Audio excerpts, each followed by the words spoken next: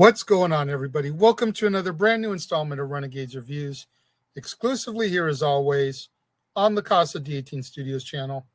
I, of course, am your host, the Renegade J.J. Williams, and today we take a trip back to 1985 and a film that I would have been about 9, maybe 10 years old when I saw the first time, Explorers, starring the theatrical feature film debuts of Ethan Hawke and River Phoenix, along with Jason Presson, Amanda Peterson, James Cromwell, Robert Picardo, Meshach Taylor, and Dana Ivey. What's going on, everybody? Thank you for joining me here once again for another brand new installment of Renegades Reviews. And like I said during the introduction, today's film takes me all the way back to 1985, and a film that I would have probably seen the first time when I was around 9, maybe 10 years old, Explorers. A really cool, kid-oriented, family-friendly science fiction film. And as our film begins, we're introduced to Ben Crandall, a teenager living in a fictional Maryland suburb, who experiences vivid dreams about flying through the clouds and over a vast city-like circuit board, usually after falling asleep watching old science fiction movies. Every night when he awakens from his dream, he attempts to draw the circuit board. Ben shows the sketches to his friend, child prodigy Wolfgang Mueller. At school, Ben has a crush on Lori Swenson, but is unsure if the feeling is mutual. One day, Ben meets Darren Woods, who he befriends and brings with him to Wolfgang's house. Wolfgang is able to build an actual physical microchip based on Ben's drawings, which allows the generation of an electromagnetic bubble to surround a predetermined area. The boys soon discover that the bubble is capable of moving at near limitless distances and speeds without the usual ill effects from inertia. The three boys work together to build a rudimentary spacecraft out of an old, abandoned tilt-a-whirl car, which they name the Thunder Road after the Bruce Springsteen song of the same name. After Ben has a couple more dreams about the circuit board, Wolfgang discovers a means of producing unlimited sustainable oxygen, which would mean longer flights, whereas previously they were limited to whatever a typical oxygen tank could hold. They finalized their plan to explore the galaxy in search of alien life, and one night the boys complete liftoff despite interference from the authorities, one of whom silently wishes them well. Shortly after breaking Earth's orbit, something overrides the boys' personal computer controls. The Thunder Road ends up being tractor beamed aboard a much larger spaceship.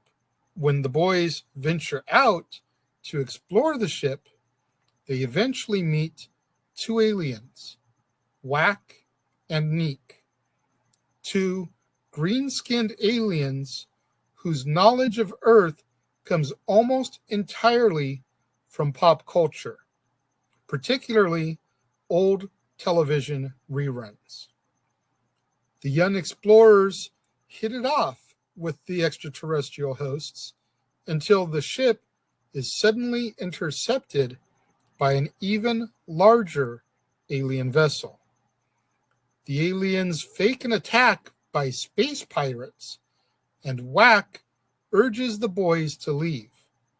They are in the process of doing so when they are interrupted by a gigantic brown extraterrestrial who bears a striking resemblance to the other two, who gestures furiously while grinding out a barely comprehensible alien language.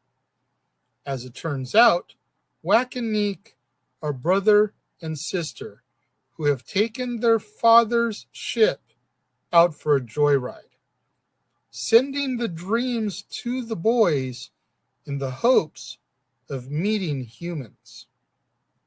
Transmissions of old black and white movies have kept the extraterrestrial populace at a distance, except for the curious Wack and Neek, due to the way that humans generally depict violence towards alien life. Wack and Neek's father allows the Thunder Road and its crew to depart after Wack and Neek give the boys a parting gift, an amulet, which according to the extraterrestrials is the stuff that dreams are made of. The boys make it safely back to Earth, but a malfunction results in them crashing the Thunder Road into their neighborhood lake. Now they're back to square one, or so they think. 1 week later, Ben has a dream at school in which he envisions another vast circuit board while flying through more clouds overhead. This time, thanks to Wack and Neek's amulet, Ben is joined in the dream by Wolfgang, Darren, and Laurie.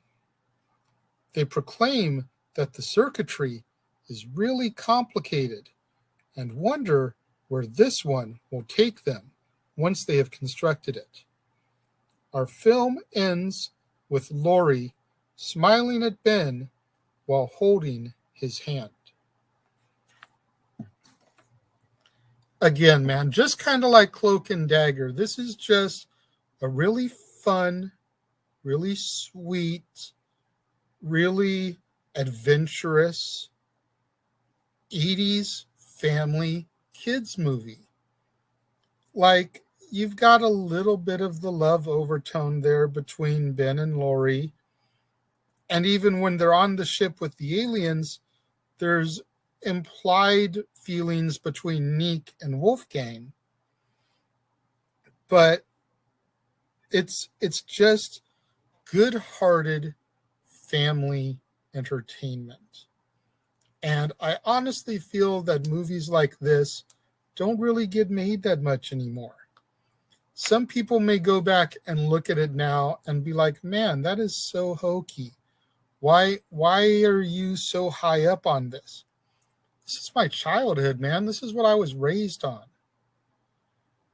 You know, kids a decade and a half ago were coming up on Harry Potter films and the Lord of the Rings films. I came up on this.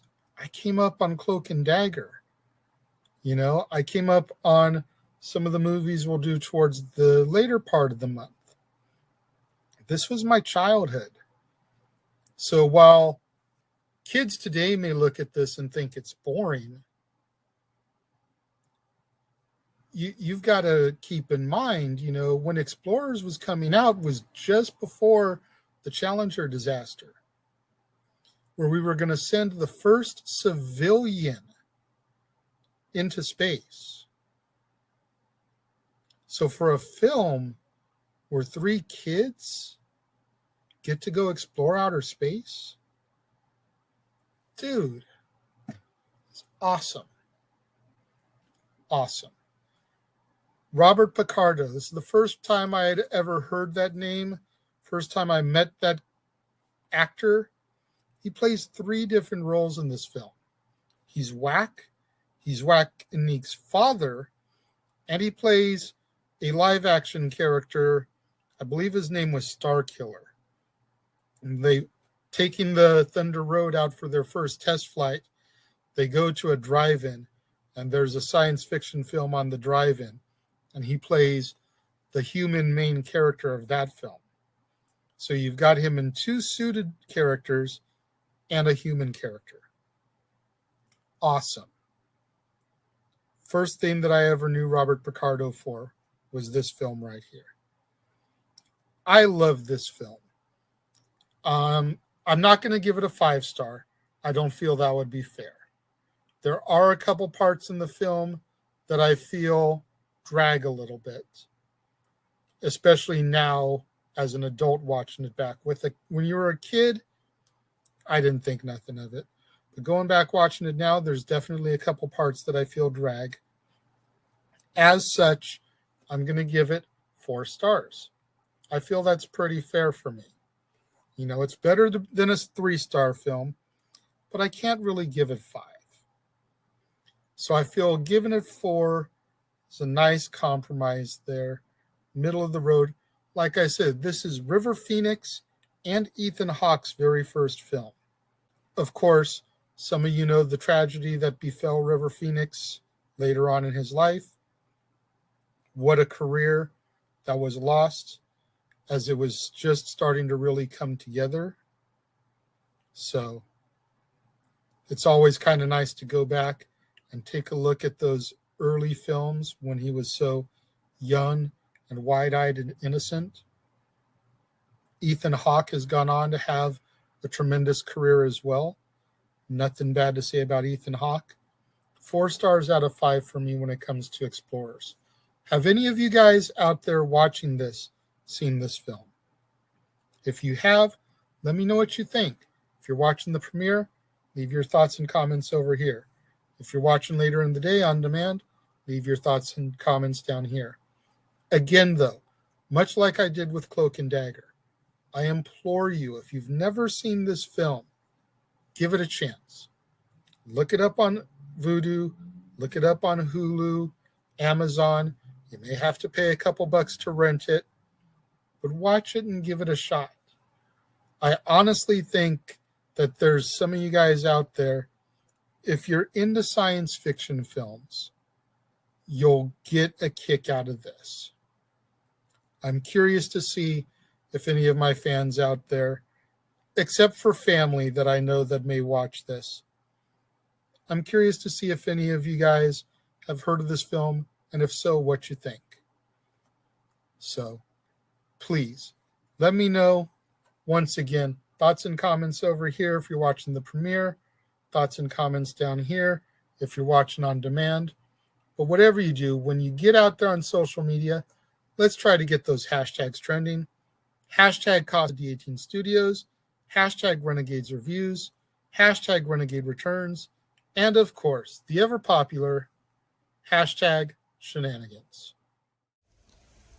We interrupt this episode of Renegades Reviews for an important announcement about merchandising. Merchandising? What's that? Merchandising. Come, I'll show you. Merchandising, where the real money's made. Make sure you go over to teespring.com/stores/Jeff Meacham Network for all the t-shirts you see here from the West Coast professor, Jeff Meacham himself. You can get shirts for the Jeff Meacham Network, Talk Wrestling, as well as the red and gold Meachamania shirts. And while you're there, don't forget to get your shirts of the Casa D18 Studios Brotherhood, the Dads on Wrestling shirt, the Renegade J.J. Williams, Statboy Sports Bar, and the hashtag Statboy Approved shirt. Make sure you go over to teespring.com/stores/Jeff Meacham Network and score your shirts today. Make sure you guys get out there. Do what that commercial just told you. Go to teespring.com/stores/Jeff Meacham Network for all the official merchandise of the Casa D18 Studios Brotherhood. Get you your Renegade J.J. Williams shirt, Dad's Not Always on Wrestling, Statboy Sports Bar, hashtag Statboy Approved, hashtag Shenanigans. Get you your official merchandise of the Jeff Meacham Network, 3 different designs of the Jeff Meacham Network logo for you to choose from, along with Talk Wrestling, Meachamania, so much more. It's summertime still. You still got plenty of time for those barbecues, pool parties, beach bonfires. Go to the Teespring store, get yourself a tank top. You can choose from the Renegade J.J. Williams or Meachamania. Either one is the perfect accessory for those hot summer days and those hotter summer nights. Get out there, show your love and support. While you're showing your love and support, Do what that ticker tells you to do. Do you enjoy my content, my daily videos? If so, go to that PayPal, send me a few bucks as a donation. Keep in mind, everybody, I'm still not monetized yet, still trying to get my viewership hours up. So the only way I'm going to make a few bucks right now on this venture is if you guys out there go to that PayPal link and send me a few bucks as a donation. You don't want to send me any money? That's cool. Go to the Linktree link that scrolls across the bottom of the screen.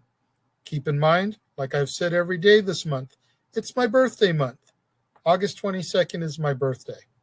Go to that Linktree link, click on the link for my Amazon movie wish list, select a movie. I'm constantly adding titles, updating. When it comes in the mail, I'll open it up on Renegade Recap live, just like I always do, and I'll give you guys a thank you and a shout out. And likewise, when I work it into one of my theme months, sit down, get to watch it, review it, and give you guys another shout out. And I will show you guys all the same amount of love and support that you guys show to me.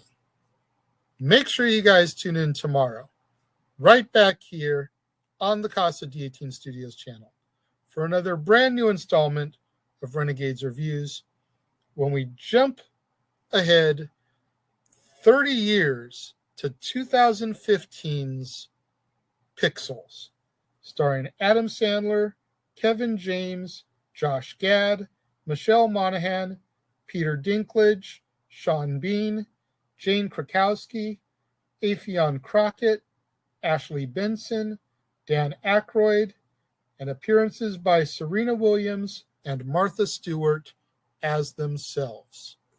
You're not going to want to miss out tomorrow, right back here on the Casa D18 Studios channel, right back here on Renegades Reviews, when I take a look at my favorite Adam Sandler film.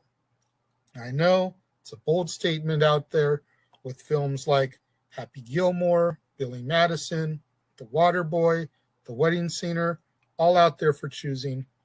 But this one right here is my favorite, and we'll get into some of the reasons for it tomorrow, right back here on Renegades Reviews. For all my loyal fans and viewers out there tuning in during the premiere, watching along, leaving your thoughts and comments over here, thank you very much. I greatly appreciate each and every one of you. Likewise, all my loyal fans and viewers out there tuning in a little bit later in the day, watching on demand, leaving your thoughts and comments down here. Thank you very much. I appreciate each and every one of you. I appreciate all of my loyal fans and viewers that tune in every day, watch and support me. Thank you for tuning in, and I will see you guys next time.